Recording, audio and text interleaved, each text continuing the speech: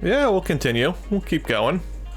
Got a little time. Gonna around with this probably till around close to 5, and then it's gonna be pizza making time.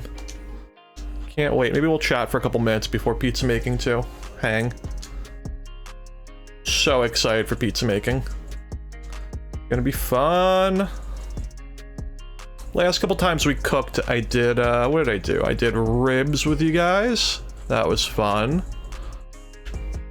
And what was before that? I cooked something else with you guys.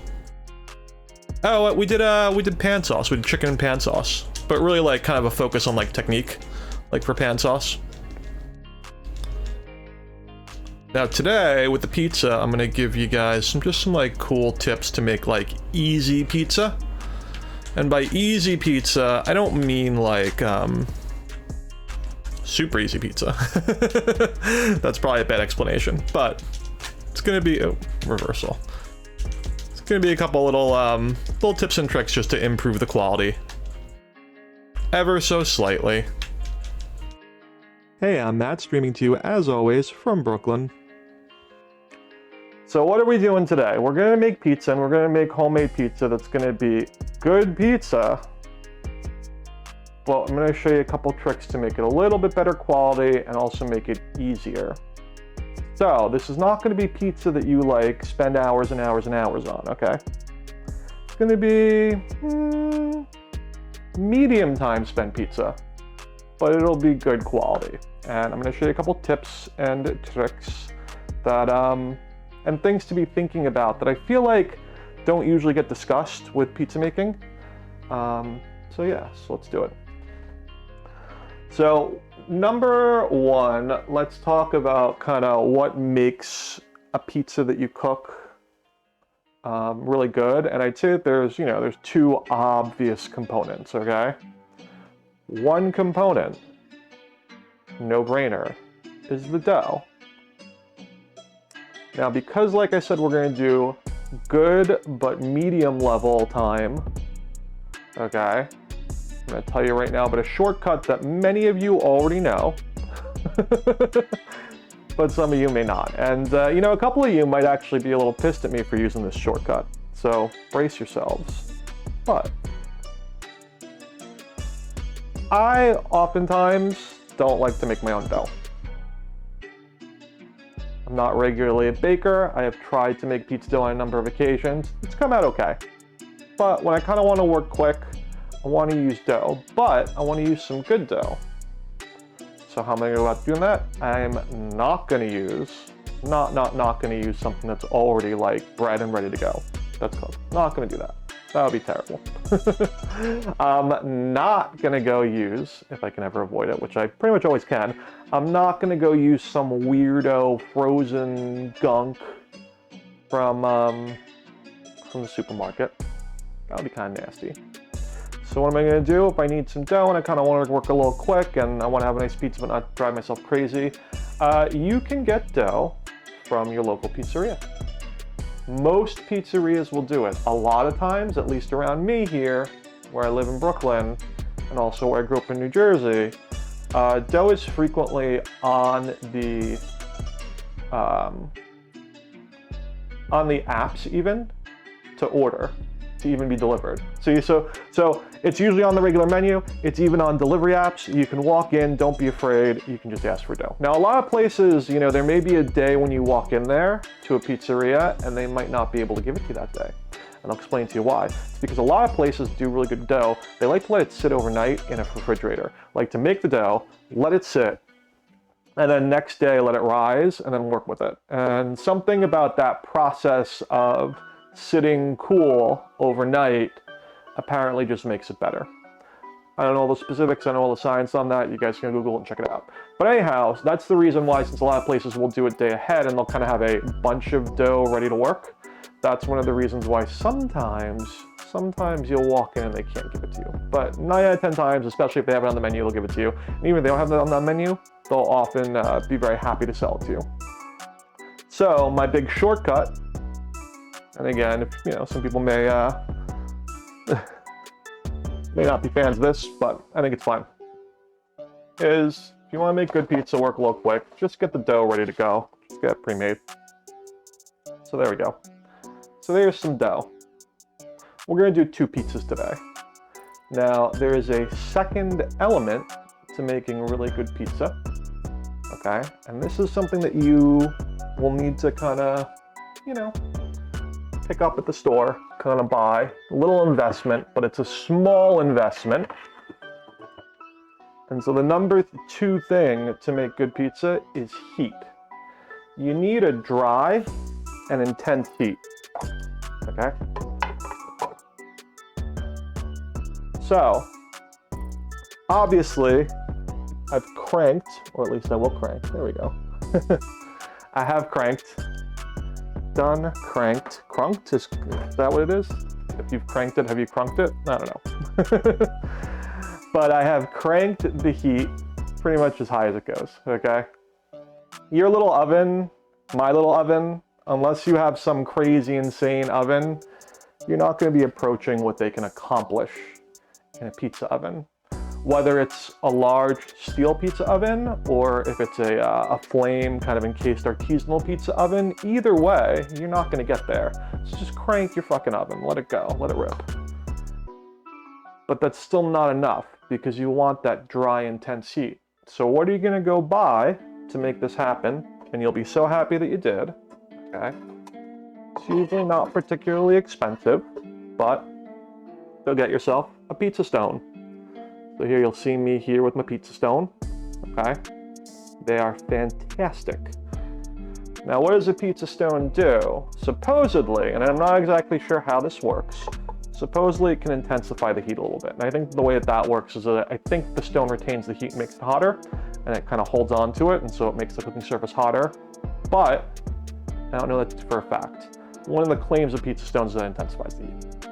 I don't fully understand exactly how that works, I'll be honest with you, because you would think entropy, heat would be lost, but that's one of the claims. Another claim, which I definitely firmly believe, is that it creates a drier heat for your cooking process. I believe the stone sucks some moisture out close to the dough when you're doing it. So you can get a dry and intense heat. Now, if you have your stone, there's a couple different ways that you can do it.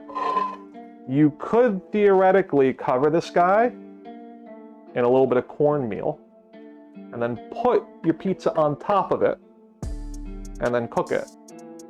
But that's hard to do. It kind of messes with the process. Why does it mess with the process? Well, you ideally want to preheat this, okay? And to make a pizza and then slide it onto here is very difficult to do. So you don't want to do that, okay? Even though you could. What you want to do is you want to take this in first, put it into the oven, let it preheat.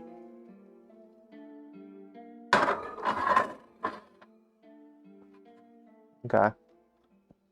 So now that guy's going. It's gonna get hot, it's gonna get dry, it's gonna get good.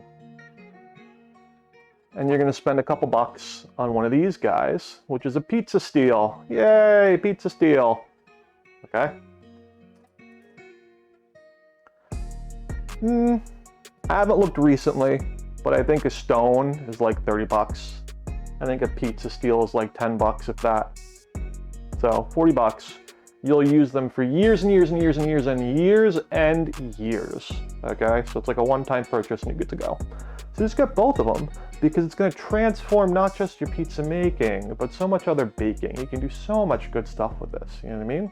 You can make rolls. You can make garlic knots. You can make all kinds of just beautiful, wonderful pizza-y kinds of things.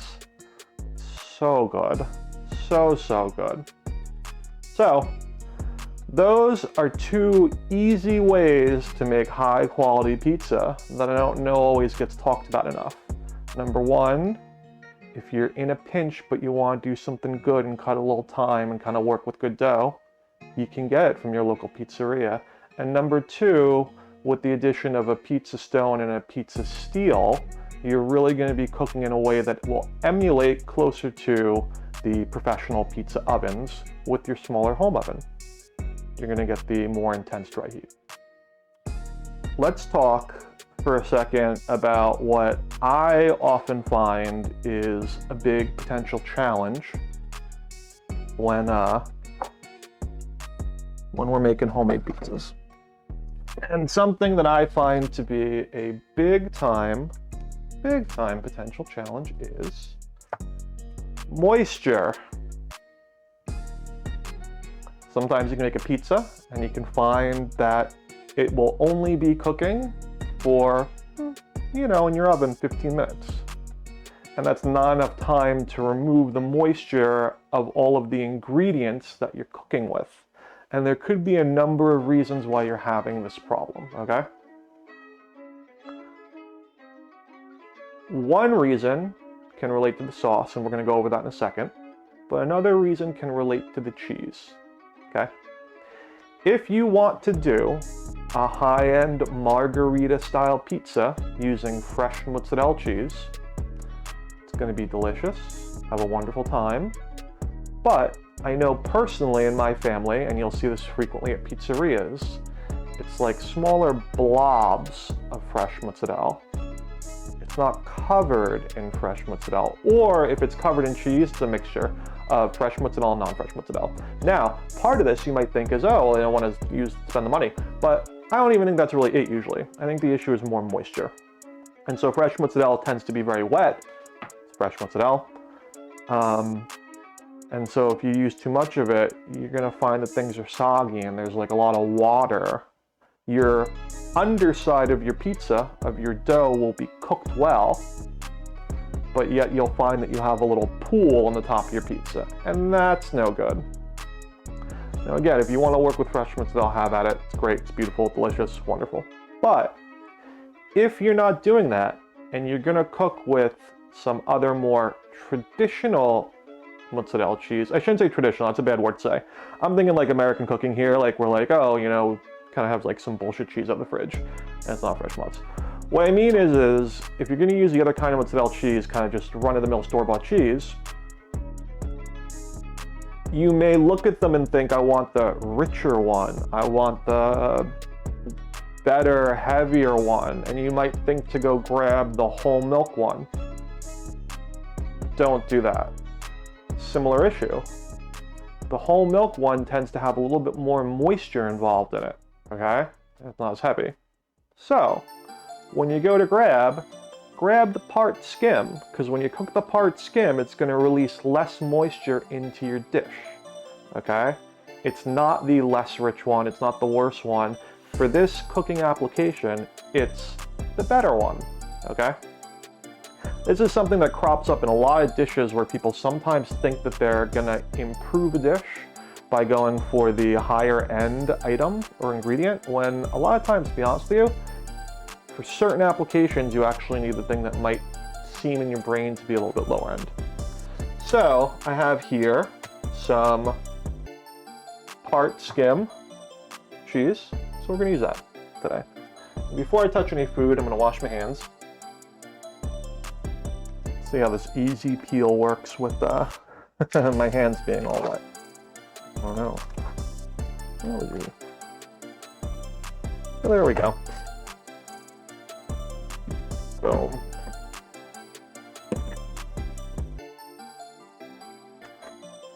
So this here, this very standard, not high-end, part skim, is going to be one of the keys to fighting the moisture issue that needs to be thought about whenever you're cooking a pizza. So here, I'm going to cut this roughly in half. It wasn't exactly perfect, but I created a little slant, so I think it's actually pretty close. All right, let's grate away. Grate some of this cheese. Now, one of the things that I have been told, but I don't know that I really find it to be a good experience, but try it because you might like it. Some people like to grate this way. So if you're into that, do it, because supposedly people who like to do it this way, I think it's kind of a nice hack. I don't know if this always works for me. This little side grate. Well, you know, let's try it a little bit today. Yeah, see, I feel like stuff gets everywhere. But if you're into it, do it, because people who are side graters like that, they're like really into it.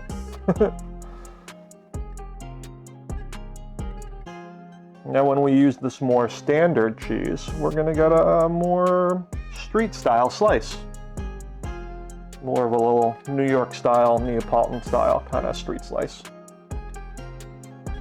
As opposed to a slightly higher end marguerite that we would get with the fresh. So one of the things I didn't mention earlier about the dough, but is also something to think about, you know, different pizzerias make different qualities doughs. So if you're gonna go and get one, you know, try different places, different days. And even if you have a sense of what their pizza tastes like, sometimes if you take their dough and bring it home, what you do with it kind of results in a little bit of a little different taste and flavor than what they may do in their restaurant, pizza parlor. So, you know, try some different spots.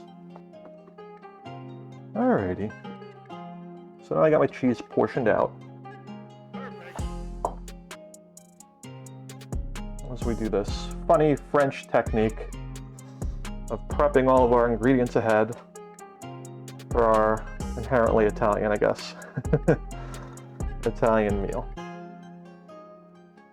So the more that I eat different foods from different cultures, the more that I have to come to grips with the fact that what we think of as pizza in so many ways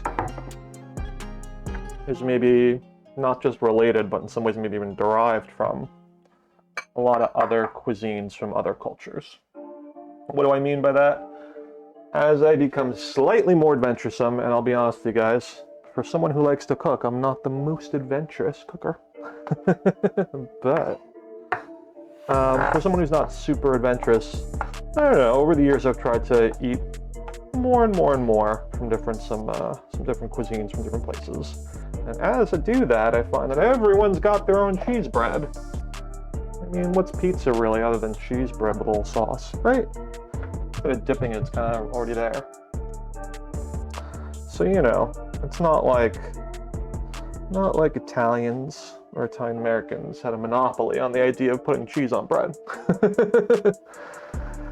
Okay, so as promised, as we prep all of our ingredients here, I'm going to show you another key to make yourself some easier, faster, better, medium technique, we'll call it, pizza. So let's talk what we're going to do with tomatoes. Now, some of you will probably typically reach for tomato sauce, usually a canned sauce. Sure, you can do that. I'm not a huge fan of the consistency of canned sauce personally.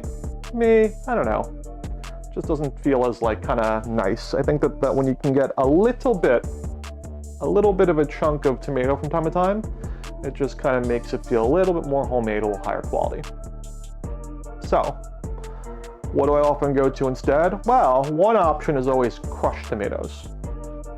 Another option is you can take the tomatoes and you can make your own tomato sauce at home.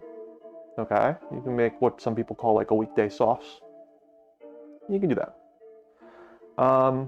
If you do a weekday sauce, it's wonderful, it's great, but that's kind of time consuming. That's not really, to me, medium technique. That's like time consuming, longer pizza making. Whole different thing. We're kind of gonna do this a little easy here today. Crushed I use, but crushed is a little bit tricky. I often use crushed anytime something seems like it's going to need a sauce. Instead I use crushed. And one of the reasons why crushed can be a little tricky is you kind of sometimes want to cook it off a little bit.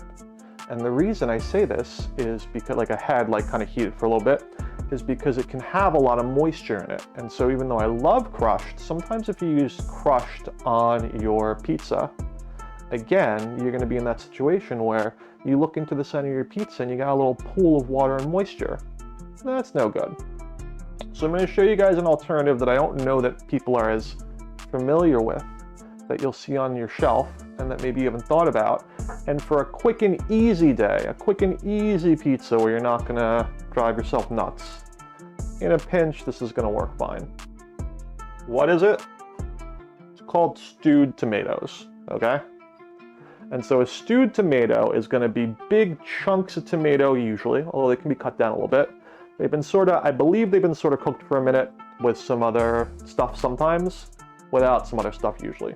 Generally when I walk in and I look for stewed tomatoes, I prefer to get stuff that does not have a lot stewed with it. It's gonna say on it. Sometimes you'll see stewed tomatoes and you'll see a couple different recipes, different cans next to each other, okay? One might be salt and pepper, one might be basil, one might have oregano and one doesn't. You'll see different shit, okay?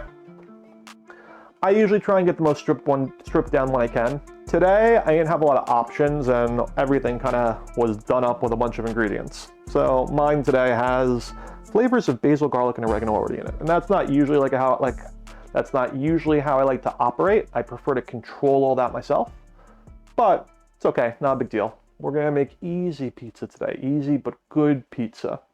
So it's fine. I'm gonna jazz this up later when we make the pie anyway, so it's cool. One of the things that you have to deal with though, when you're working with stewed tomatoes, is that they can come in pretty big chunks. And I think I'm about to show you some stewed tomatoes over here that are gonna be in some pretty sizable chunks. And so what we're gonna do is we're gonna take and we're gonna cut them down. We're gonna do a little mini chop. But these chunks of already partly cooked tomato are going to be a wonderful level of consistency and flavor for what we're going to do with our pizza. And it's going to cut down big time on the moisture. Let's first get a little bit of this moisture out of this can. Now let's get these tomatoes out of here so you guys can see what we're operating with.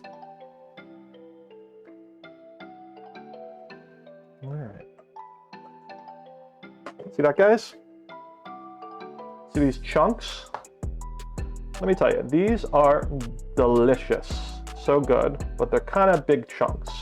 So I'm just gonna easy go through it a little bit and leave pretty big chunks, but not as big chunks, okay? For me, for my purposes, I am not gonna be mincing this. I'm just gonna go through it once or twice. There we go. Okay, so there's still some pretty big chunks in there. They're just not as big as they were, okay? See? And that's gonna give you a delicious consistency for your pizza. Now, how easy was that, okay? I took the can, I opened it, I held the top against it, let a little moisture exit it into the sink. And I dumped these out, and what did I do? I hit it a couple times like that, a couple times like that. And I have now some tomatoes that are going to be 1,000 times better, I think, in taste and consistency than had I purchased a sauce. You know what I mean? And I'm going to have less moisture involved than what if I dealt with crushed.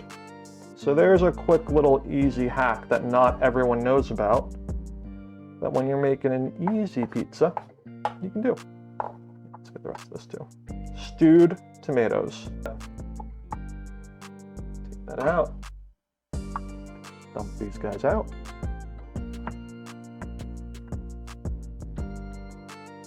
Let's get these guys again. And we'll do it this way.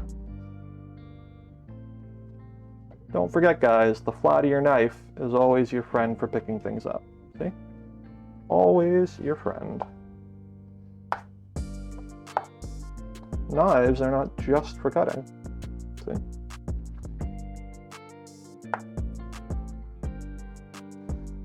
So now we have to think about the things that we're going to add in and what we're going to do, you know, to really give this pizza a little good flavor later. I have some toppings. We'll get into that in a sec. But let's talk about the two prime things that you probably put into your pizza to make it a little bit, you know, okay? One of those things is oregano.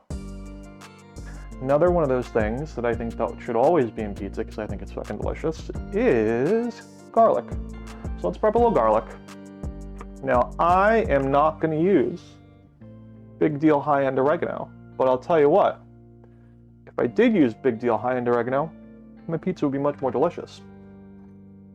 But this is an easy pizza. This is not a hard time consuming pizza. Now the two things that we have to think about with stuff like our garlic and like our oregano is how long it's going to cook and how it all cooks. And this is a spot where we're actually going to take advantage in some ways of some of the moisture, okay? Aromatics burn. You don't want your aromatics to burn because then they're not really giving you the flavor that you want. And by aromatics, I mean an herb like oregano. So later, when we put this on, I'm gonna put the oregano on the sauce and under the cheese so that it's sort of as insulated as possible, and of any part of the pizza will probably get the least heat of all, and therefore is least likely to burn, and most likely to then give us as much flavor as we can get out of it. And so there's my whatever, just kind of, you know, low quality, out of the kitchen cabinet oregano for my quick and easy, medium difficulty pizza, we'll say. Now I'll just do a little garlic, okay? Prep some of this. Fresh garlic, on the other hand, to me, is significantly different than other ways of dealing with garlic, okay? So I will always quickly and easily just work through a bunch of garlic here and just add it on fresh. As opposed to kind of like powdering on something from a jar. Now, if you don't know garlic technique, there's things to think about with that too. Just take your garlic, okay? See it? Rest the knife on it. Tap it. Don't go all the way through it. Give it a little almost smash. You'll feel it. Just a little boom, and you'll hear it. And when you get your almost smash, and you get a little depression, then you can just kind of touch it and pinch it, and for the most part, quickly, the skin should come right off, okay? And so that's how you can work quick. And you'll just get a little conveyor belt with your garlic, see? Quick and easy. Probably didn't smash that one hard enough, but that's okay. Came right off. See, it doesn't take much, okay?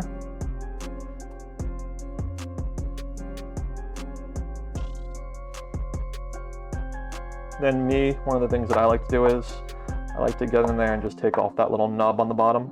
A lot of people don't do that. I do that. I don't know. It's a little thing I like to do.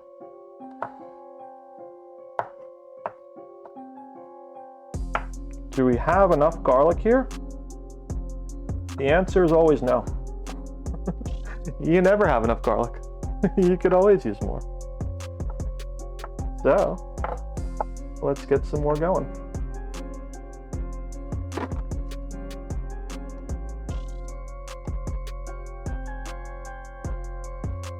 I find garlic to be one of life's great joys. A lot of people disagree with me. A lot of people who hang out with me straight up disagree with me. Like, God damn, you smell like fucking garlic all the time. What the hell? But I like it. And you know what the key is then? To try and get into situations where you feed them garlic, cook for them, make them garlic food. It may not change how much they like it, but at least for that day or for that night, if you've both eaten the garlic, they're probably not going to bust your balls as badly. So, you know, think that one through. You always want to feel your garlic and make sure it feels firm when you purchase it. Even if you get one of those little bags, like I got over here of like 5 of them or 4 of them, whatever, just feel them. You want small garlic. Here, let's separate these out. You want small, firm garlic. Why do you want small? Because the smaller, the more flavorful, the more hardcore the flavor. And if you're gonna do garlic, just go big. Fucking do it. Go big. So, as I was saying before, smaller garlic is more flavorful. I would recommend against getting ever elephant garlic. Elephant garlic is a different plant. It's not really garlic. Also, a little different flavor. It's a less strong flavor. And again, if you're doing garlic, just do the garlic. Go big. How are we going to cut these? There's a bunch of different ways we can cut them, but you need to know this with garlic. The more you break up the different parts of the plant and the various cells mix with each other, crushed and smashed up, the mixing of the contents of the various cells in the plant result in some different chemicals being produced in the process of it being like smashed together. So, to say this a different way, each time you run your knife through it, okay, it's going to actually enhance and strengthen the flavor of your garlic.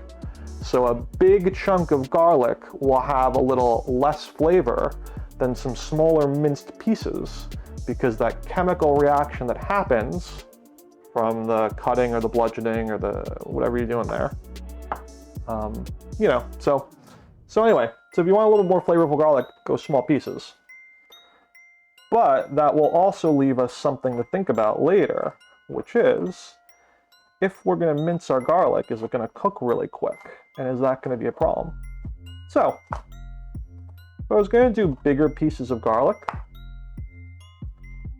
I might take the garlic and put it on top of the pizza. But because I want some extra super garlicky flavor, I'm going to do some smaller bits of garlic. And then to protect them, I'm going to pull a similar maneuver. I'm going to insulate them by putting them on the sauce and under the cheese. Now sometimes I like to do a fresh garlic topping, but if we're going to do that, you might want to apply the garlic halfway through the cooking process. Again, so that you don't burn the garlic. See, so things to think about when you're dealing with both aromatics and or oleums and things that cook quickly and easily, like garlic that can burn. You gotta think all that through. And it's just sort of a little thing to think about that will make the quality of your pizza so much better. Alright, so let's put this into a nice little beautiful bowl. And let me tell you, this garlic smells amazeballs. Amazeballs. Alright, so now we should talk toppings.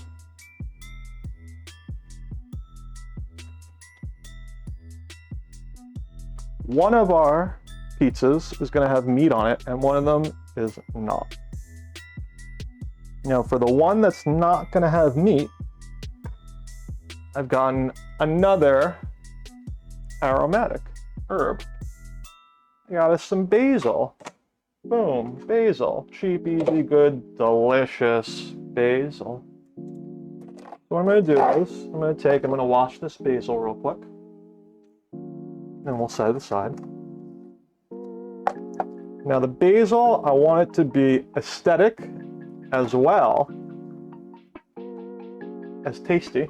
I really want to get the most out of it, and I want it to be a topping, okay, conceptually. When I think about it, I want to think about it when I'm eating it as a topping, and I want to see the giant leaves and think about the ever so slightly minty flavor of the basil in the brain, okay? Because there is always that mental part, you know, to cooking, where sometimes you kind of need to see it a certain way and think about it a certain way so you can really properly enjoy it. So that's something to think about with this basil. So how are we going to do the basil later so that I can get that going on and not have the basil get fucking burnt to a crisp or burnt to fuck? Same thing. Well, I just told you guys the answer. We're going to take the basil and we're going to put it on towards the end. We're not going to put it on in the beginning. I'll show you the guys that will trickle later, but it ties into everything we were just talking about, where we're going to think about both moisture and heat and where the ingredients are going to be so that they don't burn, and how we're going to work it. So the basil will not be in the early steps of our pie that has that stuff on it. It's going to be in the later steps. Let's set the basil to the side. What else do we have here? Well, I got a little bit of a secret ingredient that I didn't know that I was going to use. We are going to. It's going to be these peppers that I got, and they're just some Italian hots, long hots. Throw them on, and they're going to be good. Now, I could eat all the fucking pizza, just everyday pizza nonstop. But is it good for me? Probably not. Later, I'm gonna have a friend over. They're gonna help me eat this pizza. It's gonna be good. So I have to think a little bit about what they're gonna eat. They don't like to eat a lot of meat, and they don't like to eat a lot of the same meats that I eat. So that's okay. That's why one of the pizzas is gonna be no meat. But I don't know. I'm gonna make half of one of those pizzas have some of these peppers. Now these peppers are not super hot, but they do have a little bit of heat, and we're going to remove some elements of it that would have a little extra kick. We're going to get rid of some of the fibers from the inside, so it's not going to be super hot. But I think one of the really great important things to think about with pizza and this whole situation is that we should remind ourselves that when we're making something like a pizza that's got a lot of free form, another example of an item that's kind of akin to a pizza where you can really play with it, it's a meatloaf. You could put different stuff in a meatloaf, maybe a wrap, you know, all these things, is to remind yourself that you don't need to have it all figured out when you walk into the store. Some days, sometimes, walk into the store and let the store come to you. Like an old school style, like walking through the market, picking what looks good. Maybe you walk in there thinking you're gonna do one thing one day.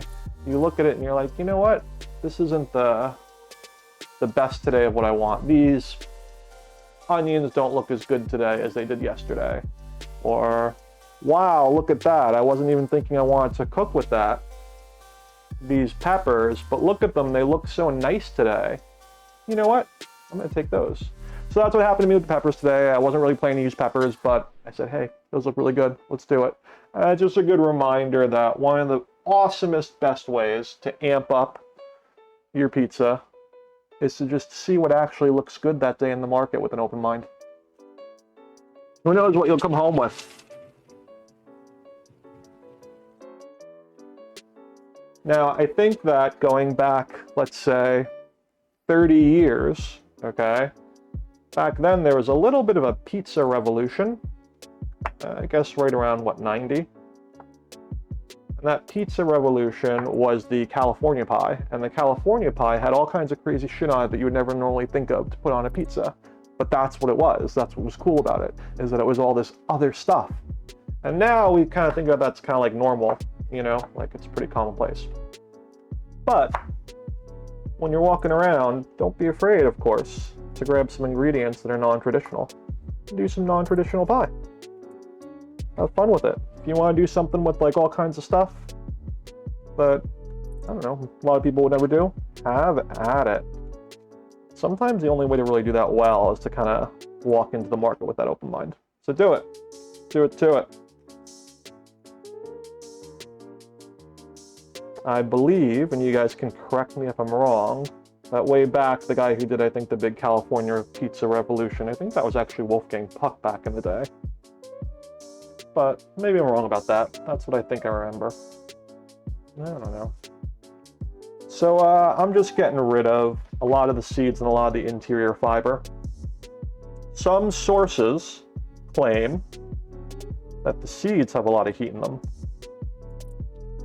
Some sources claim that the seeds do not have that much heat in them, and instead it's the fibers in here that I've pulled out a bunch of it, removed.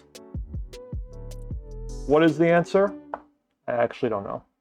But I'm just going to take out both because I don't want this to be too hot. Overwhelming on my pizza. And so later, I'm gonna make, on the veggie pie, I'm gonna do it so half of it has them and half of it doesn't. Since I think the other person who's gonna try some of this with me later, my buddy, my friend, I don't think that they are gonna like the spicy. So we'll do it like that. So here's a topping to go on our basil pie, or at least go on half of it. And then what I'm gonna do is I'm gonna take and I'm gonna put the rest of it on a meat pie too. It's gonna be so good, so fucking good. Who doesn't like it? There we go. Gonna get a different little cutting board so I don't mix the meat and the non-meat for some of my my toppings. So I'm going to show you now an easy way to jazz up what is one of, if not the most popular topping that you can do. So if you're having a meat pie, what do we think is the most common meat topping? I would say pepperoni. Maybe some of you want to say meatball, fine. Sausage is good, but I don't think it's the most common. Maybe you want to jazz up your pepperoni a little bit in an easy way. Well, here's a tip. Do a combo. Do some pepperoni, but also do a little salami. Boom! There's a whole world of Italian meats out there, like cured meats. Now for me, I like to cut mine in half. Okay, I like to do it like that. Whole world of them. Okay. Find some others. Put them on there too. All day, when I got this, all I wanted to do was put some fucking deli meat right in. So good. So good. That's all I want to do all day. When I was a kid, we'd eat deli meat like this all the time. Loved it. Fun fact about cured Italian meats like this from the deli. They're absolutely terrible for you. That's fun fact number one. Fun fact number two. They're fucking delicious. So, you know. So good.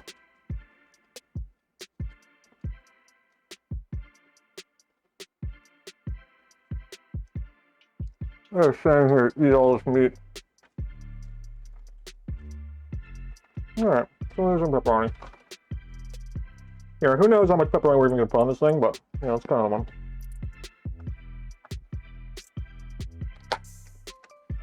Maybe we'll use it all, maybe we won't. I don't know what the answer is.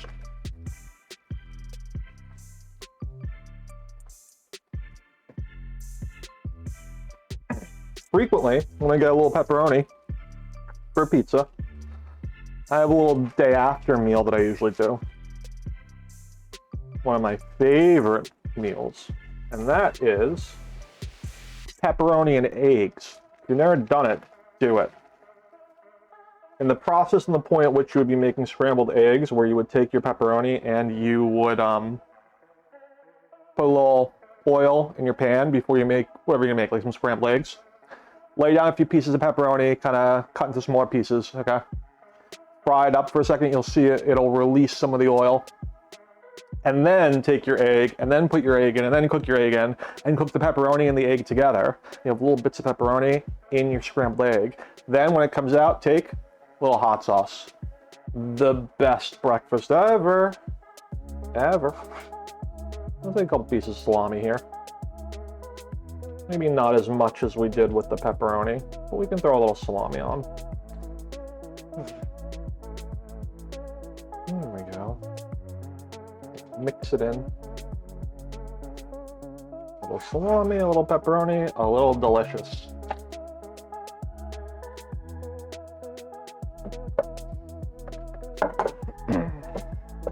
There we go. You'll see there's going to be a little dance that we're going to do later where one pizza is going to come out, it's going to sit on the board, then the other pizza is going to come out, and then we're going to make the other pizza, and it's going to be a little dance. Little dance. Let me get rid of a little bit of this water. Before I went on with you guys, I wiped down and sanitized this surface here, this counter surface. So just know that this is already a sanitized counter surface that we're going to work with. So now we got our doughs. And here I'm going to put a little bit more stuff over here to the side. Create a little bit more space even than I have before. And we're going to do the fun part. You guys ready for the fun part? I am so ready for the fun part. Okay, we're going to get a little flour. I'm going to show you a couple techniques to think about to make your pizza better quality when you work with your dough.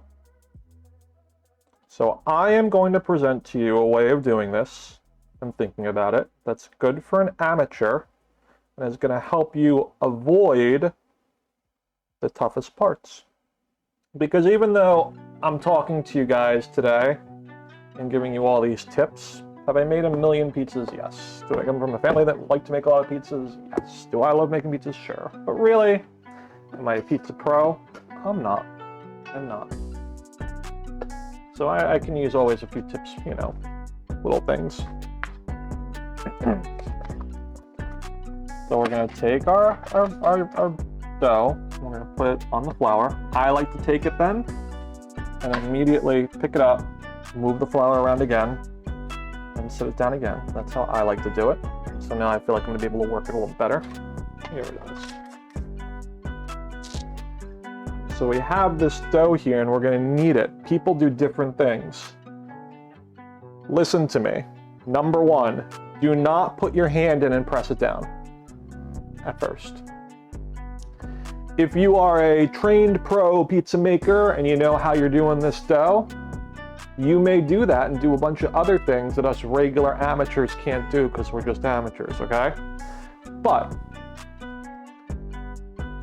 what we're gonna do, and here's the technique to make it a little foolproof, okay?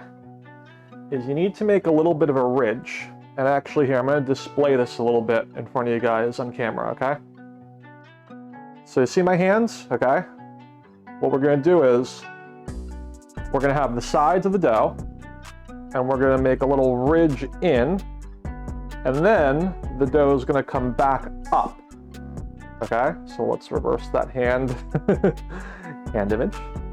Okay, so watch. Okay, we're gonna make a little bit, okay, of our outside here. Okay, and now look. Okay, there's a big area here that's high. As I work this dough, in whatever way I'm going to work it, whether I'm going to press it down and move it, or I'm going to pick it up and I'm going to move it out, whatever I'm going to do, I'm going to start with a chunk in the middle that's high, that's not spread apart. Had I take my hand and push down in the beginning, that would be thin in the middle right now. Why are we going to do this? The reason we're going to do this is because for us amateurs, okay, and see, so now I'm going to press down a little bit more, maybe work a little bit more, but I still have a bunch in the middle. This is the weak point. As we work the dough being non-professionals, that's what's going to rip apart. That's what is going to be thin when we cook the pie if we're not careful. But if we start by cushioning it and leaving a whole bunch there in the middle as we now work the dough, we're going to save ourselves from what is normally the problem area, the center, okay? So watch. So I'm going to take this now and I'm going to work this a little bit. I'm going to slightly, gently pull it apart, okay? All right, but because I have extra in the middle, I'm gonna be safer. Okay. So now, you can do whatever you want, okay? You wanna toss it, you can toss it. You want, one of the other ways to do is to do, so what I'm doing here is, it's on my hand, okay? On the top, see the tops? Sometimes you wanna work it with the tops of your hands. I find that that helps me move the dough little by little without pulling it apart and puncturing it. If I had touched it with the tips of my fingers, I'd be puncturing. But if I'm working with the top of my hand, it's easier. And then, you know, you want to do a little bit of that, you can. So, and now as it pulls apart, because we worked with a reinforced center that we did not depress, our weakest point of the pie will be way stronger than it would have otherwise. And you're gonna be so happy later. Otherwise, now, you can get to a spot here where you can already tell where you're like, okay, this is pretty thinned out. And then you may need to go back to the outsides again and work the outsides a little more. That's okay. You can do that. See what I'm doing? Working the outsides a little more again. Okay.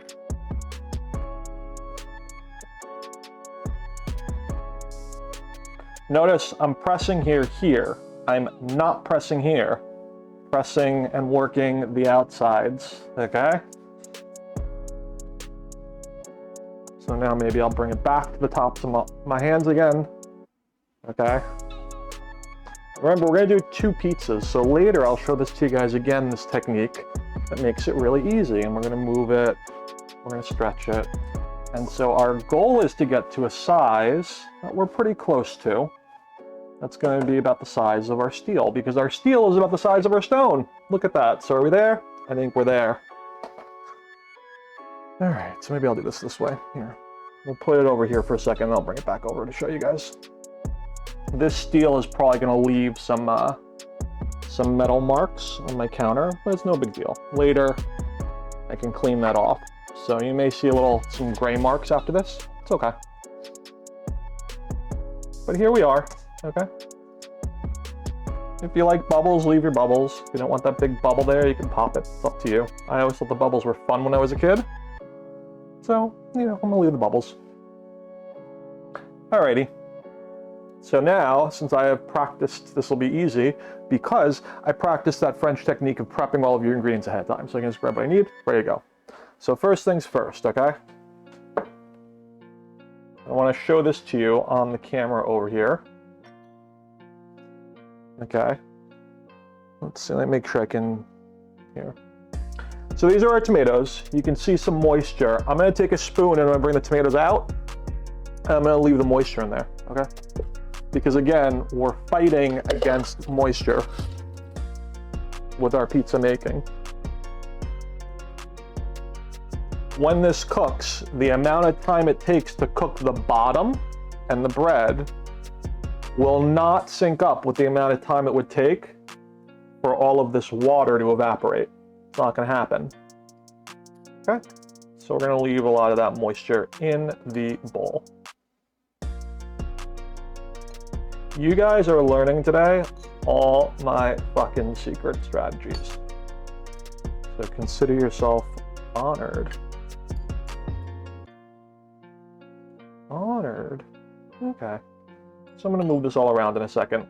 Who cares where it sits right now? There we go. So earlier I was pointing out that like the weak point both for the dough, but also for moisture and for everything really, is the center. When this cooks, there will be a tendency for your ingredients, okay, to work towards the middle. You don't want that. Again, that's the weak point. Even when you cut it, that's where you're like at the little tips, the little bitty bits of your slice. So that's, you know, you don't want a ton of ingredients there. So listen to me, okay? What we're gonna do is we're gonna work our ingredients, for the most part, away from the center. They're gonna find their way to the center, promise. Just don't overload your center, okay? So see, I'm delicately spacing out my tomato so it's somewhat even. Okay. Things don't need to be perfectly even, because in nature, in the world, believe it or not, the most beautiful things tend to be asymmetrical. So uneven. So don't stress if things aren't quite perfect. But there we go. We've now spread out our beautiful rustic looking chunks of tomato that were our stewed tomato. And so now the two things that are a little delicate that we're afraid are gonna burn, okay, are oregano. And again, you wanna use fresh oregano, it'll be delicious. You're just whatever, fucking around with what's in your pantry, you know, and you wanna do it like a run-of-the-mill kind of pizza place near you. You just wanna kind of use a little whatever, use a little whatever. Okay, we're gonna do half the garlic here. And this is a challenge because I always want to use all the garlic for everything, always, always, always. Because I love it. I love it so much. Oh my god.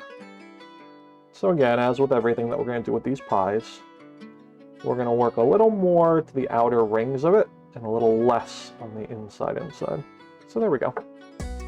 Well, there's some garlic. Cool. So now it's cheese time. Let's do some of this cheese. Same concept. We don't want all this cheese in the middle. If all this cheese is in the middle, we're gonna be pissed, okay? Because you're gonna get your pizza and you're gonna be like, everything's in the center, and it's a giant lake of moisture. You don't want that. So see, we're gonna work it from the outside, okay?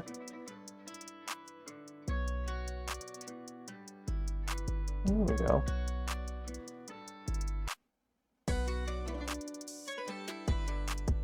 Work from the outside in and be a little light in the middle. When it moves, it will move that way.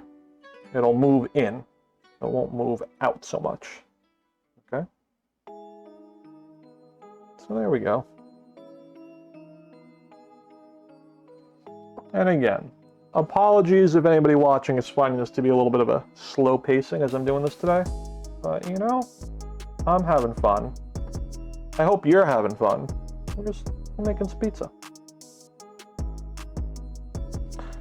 So, now let's talk toppings. So the meat one is gonna get a good chunk of these also. Some of these are gonna end up on the non-meat one. A little bit of this. I guess 2/3. Put on here. Okay. Cool. I think that's gonna look pretty. Now let's throw in our meat. And let's try not to eat all of it right this second, because I could totally do that.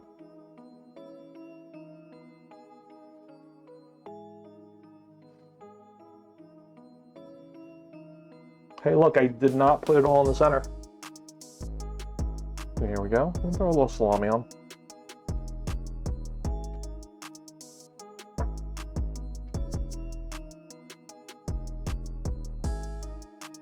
There we go. Yeah, I'll just eat the rest of it, because why not?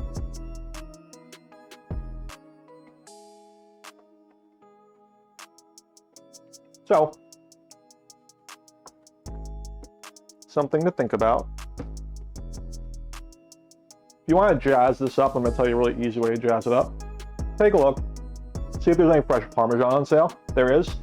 At this point, apply a little Parmesan on top. It'll look pretty. I don't have any handy. I thought about getting it today at the store. It was on sale. I was going to pull the trigger. It wasn't. You know, I was kind of bargain shopping at the market. But if you're there that day, it's pizza day, and you happen to see a little bit of a cheese like a Parmesan or something like that, you know, if you want something like a little bit, I don't know, saltier, you could even do a Pecorino Romano, I guess. But consider getting a second little kind of higher end cheese and drizzling a little bit of grated cheese on top at the very end at this stage, and you'll have a beautiful, delicious pie. Okay. I put this bad boy in the oven. I think we fucking crushed it with this right now. We'll see what it looks like later. I think it's gonna be good.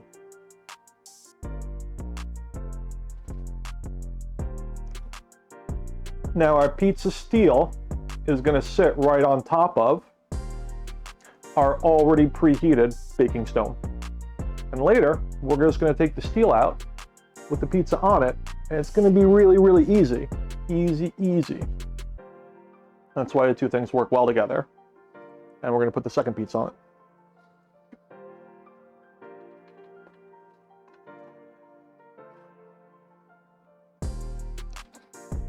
How are we gonna know when our pizza's done? We're gonna take a look underneath the bottom of it. We're gonna see when the bottom's done. Bottom's got a nice dark brown to it. We'll know. Sometimes the way the crust forms on the outside is not a perfect correlation to the bottom. You will need to slightly tip up your pizza and take a little look under. That's how you're gonna know.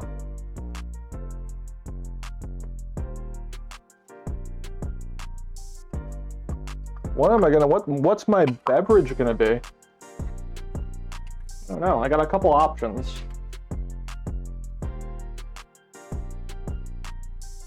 I think it's gonna be beer, because, you know, beer and pizza, right? Right. Right. I think so, I think that's the way we're gonna do it. So I know that it's not ready yet. And the worst thing you can do right now is open up this oven door. Why is that? Because it's going to reduce the heat. But I kind of want to do it anyway. I just want to see it. I have to see it. I love pizza. I want to take it in. When you're cooking, you gotta enjoy. So I'm going to break a little rule here. I'm going to open the oven. I'm going to take it in. Oh, it's beautiful. I can tell it's definitely not done yet, but it's beautiful. Alrighty, you guys ready for the moment of truth? See what this pizza actually looks like? We're getting there. We are getting there, friends. We're good. I think we're gonna bring it out. You guys ready? I'm so ready. Motherfucking ready. What do you guys think? Does that look okay? Does that look like it might be all right? What do you guys think? Now let's take a look at some elements of the pie to ask ourselves how done it is. Now one thing I can't show you is I can't really show you the underside right now. I don't want to fuck with these cameras because I'm never going to get them right again. But I show you this, the bottom right now is a nice darker brown and it's good. Not too dark, little, you know, but it's cooked. We can see some good browning on the outside here, okay? And we gotta feel that it feels like it's a proper crust, okay? And now let's take a look at the outsides here. Remember, we went and we loaded the outside and we stayed thin in the middle. But now that it has cooked, items have shifted a little bit and our middle is still full. See? But what we don't have, mission accomplished, we do not have a pool of moisture here. We avoided that. We've got our toppings well dispersed across the top. We've done a little bit of a fancy little thing with our mixture of hot pepper, pepperoni, and a little salami. I don't know, this thing looks beautiful, right? Is this not a beautiful pie? I think this is a beautiful pie. So, again, kind of have to think with this one ahead a little bit. What we're gonna do is we're gonna put this pie onto this cutting board. And this is why I didn't want to mix things around a little over here of like meat and non-meat. Because I knew that this is gonna house this finished pie. There it is. Am I gonna cut it right now? No. Because, first off, I'm not eating yet. We're gonna eat a little bit later. But the second reason is, so many of your foods, most of your foods, could use a minute to sit and rest. Good things happen when they rest. First off, they're still cooking when they come out because they're still super hot. So that's the thing to think about. But this is believe it or not, still cooking right this second. But when our cheese cools down, it's gonna congeal a little bit. And when the ingredients congeal a little bit and calm down and come together and are a little bit less liquid because they're a little less hot, when we cut through it, we'll get nicer slices that are cleaner cuts. It's gonna be better. Okay. This is gonna be the pizza from a friend who's gonna join me later.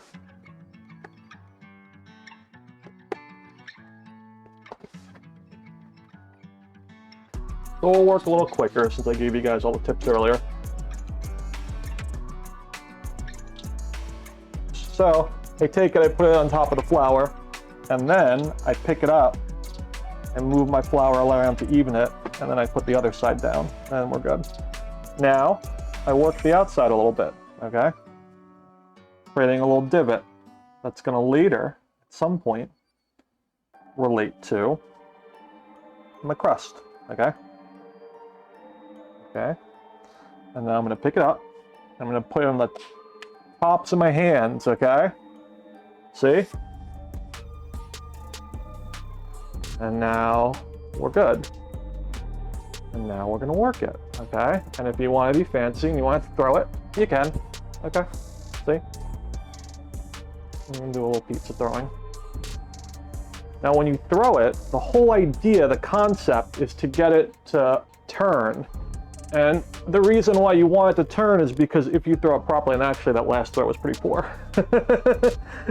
But if you're doing it right and you're turning it and you get a good spin, sometimes I get a good spin, sometimes I don't, apologies. But when you do, the idea is that the centrifugal force of it spinning and pulling outwards from the centrifugal force will stretch your dough for you. So that's the concept. So that's why when you throw it, you turn. And it actually gave us a pretty nice setup over here. So now let's work and make our little crust a little again, okay? Make sure that we have a little bit of a crust out there. And here we go. I'll work this around. We're going to spread it somewhat evenly. Okay, so let's even it out. Do our little evening bit. Evening, like it's nighttime bit. Here we go. Look at this giant bubble.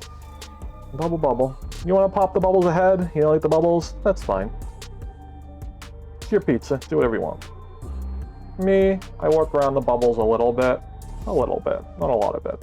This one's a little too big. Look at that.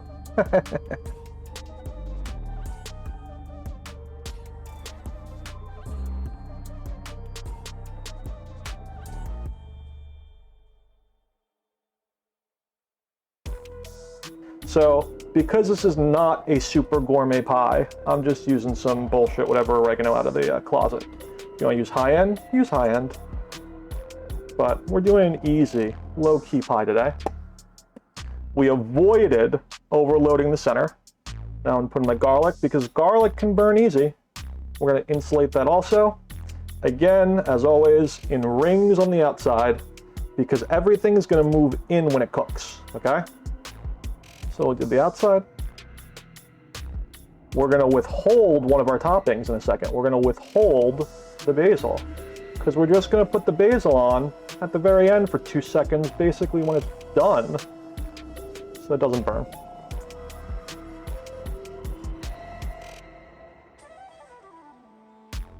So if you do cook pizzas, let me know what you make. I'm curious, you know? What your preferred style is. It's interesting. I'm here in Brooklyn and the styles are getting more and more diverse as time goes on. It's becoming more of a reflection almost of the city itself, and that there's so many versions of pizzas now from all over the place. It's kind of nice.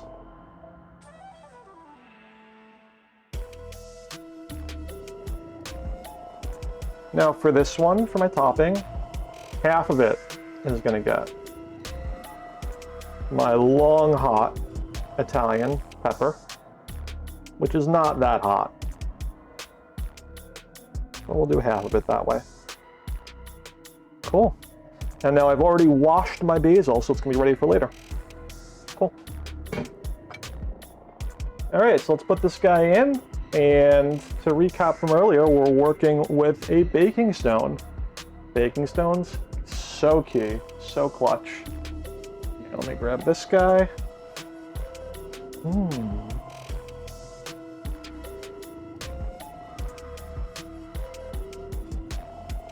And this guy's in the oven now.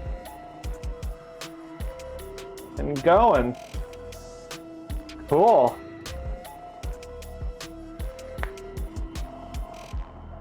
Cool, so that guy's in.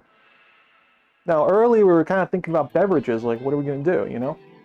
I think the answer is gonna be we're gonna crack a Gansett is what we're gonna do. Let's crack a Gansett.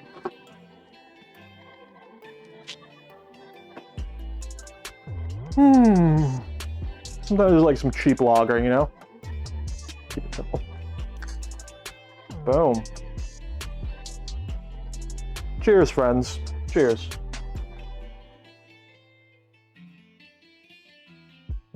Let's see what this pizza's starting to look like.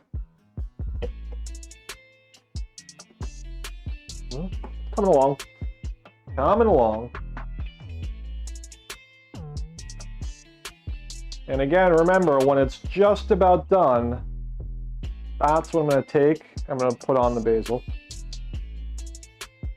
I'll tell you what we can do now. Let's prep some of this basil to make the application of the basil later quick and easy. And again, as a reminder, we already washed this basil because we wouldn't be using it unless we washed it. So just a polite reminder to everybody, wash your veggies, wash your food. There are a handful of items that you're not supposed to wash, a handful of applications with special cleaning, stuff like that. Okay. So know how those things work, but you know, in general, wash your veggies. With basil, it's a good opportunity to see if there's any pieces that don't look as good. We'll get rid of those. And just save the rest. But you do your little basil tear. Basil tear, and you know, as you tear it, oh, it smells so, so good. Damn, guys. I wish you guys could smell this. Fucking amazing.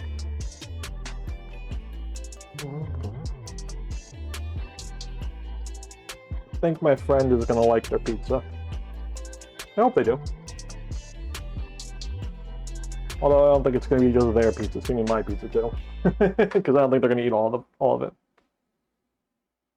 And if they do, whatever, it's fine. Okay. My basil pretty ready? I don't know, do I want to use just all of it? You know what, fuck it, let's go big, let's use all of it. Let's not mess around. Let's just overload this fucking pie with basil. Basil explosion. Mint to the max. Mint to the max. Alright, I think this is just about almost all the basil we can use. Use this too. Alright, cool. Get rid of the rest of this. I think we're at a point in time in which we can apply our basil. And I don't think I'm going to really show this to you guys. I think I'm going to show it to you at the end. Because I'm going to pull it out, put on the basil, and let it cook. What a wonderful fucking day, guys. And it's pizza day. You know what I mean? Like it's Friday.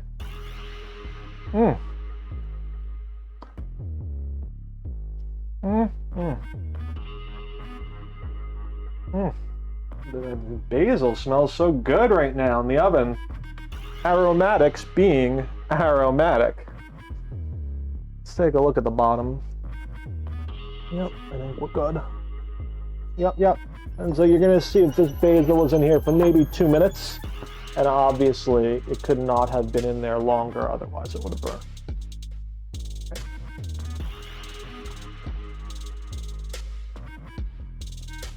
So, let's show this to you guys. Well, let's first turn off the oven. There we go. Let me position this one up top so you guys can really see it. Let's see how I can do this. Let's do... Okay, so this is the veggie one, and on one side of the veggie one, the peppers. And it looks pretty good. I'm excited. Great. I think it's gonna be great.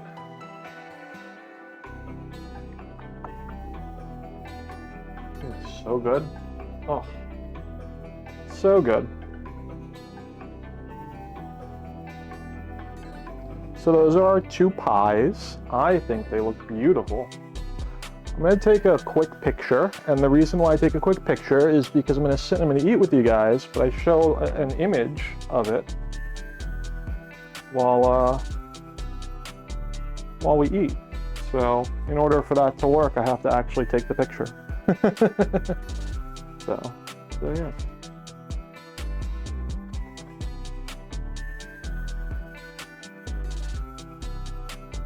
Alrighty, so I'm gonna get one of these pizza wheels out.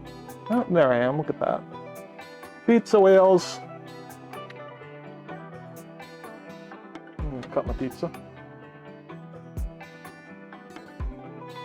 For me, for this size pizza, I like to do sixths.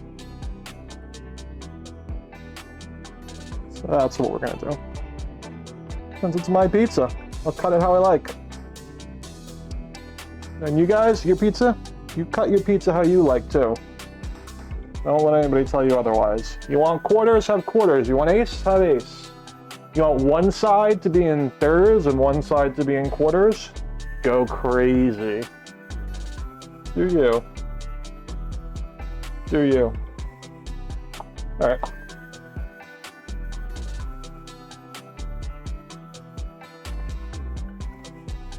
So yeah, I'm gonna sit here and I'm gonna have a couple slices with you guys. And then we'll wrap up, and I'll invite my friend over. I'll finish the rest of it with them.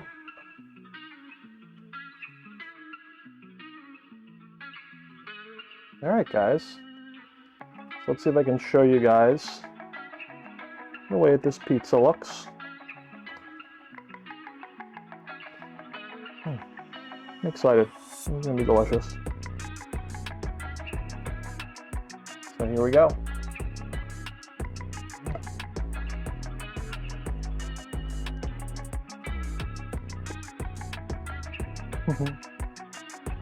And I have already spilled pizza. That's okay. So good. And I gotta tell you, that little tip about using the stewed tomatoes really makes a world of difference, okay? So guys, for real, guys, girls, I say guys, but I mean everybody, whoever you are. Try the stewed tomatoes tips. World of difference.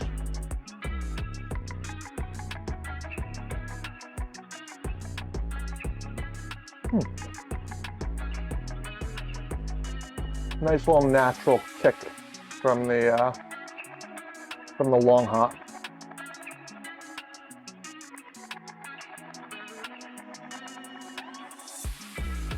And the chunks of tomatoes are great. Not too much cheese, although kind of hard to have too much cheese, am I right? So far, the crust is just right. So far. I haven't gotten to the outer crust, the real crust. I'm talking more like the bottom. The bottom is a little supportive, but it's not hard. It's still a little supple. So in a second we'll get to the edge and I'll tell you what that's like. Since I know for a lot of you guys, the crust is really the thing. It looks good. And I like the bubbling. We got good bubbling. I'm a Bubbles fan. Alright, let me try this this crust.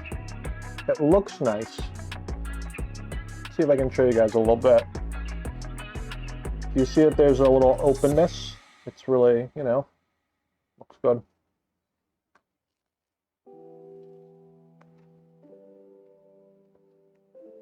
It's good.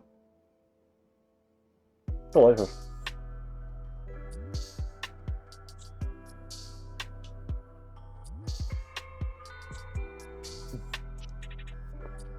We did a good job today. Look at us. We did a great fucking job.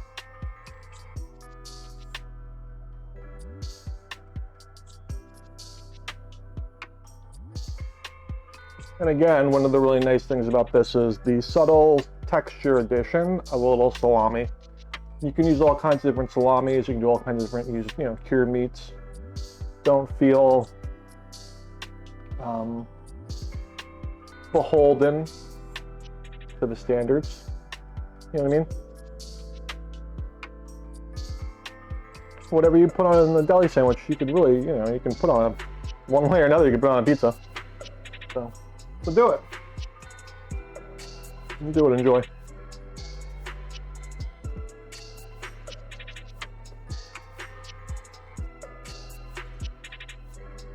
You want to do a white pie at home? Do a white pie. You can do it. When I was a kid, my family used to do white pies at home all the time. All the time. So, I don't like a lot of ragout, so I like a white pie with minimal ragout. A little ragout, not a lot.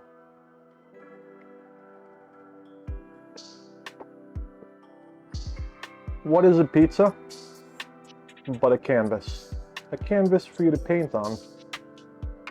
Paint delicious dreams.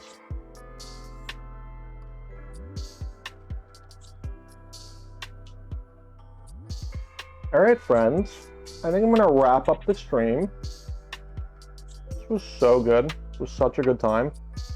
I feel bad that I can't tell you that I have a regular schedule right now, because the reality is I don't.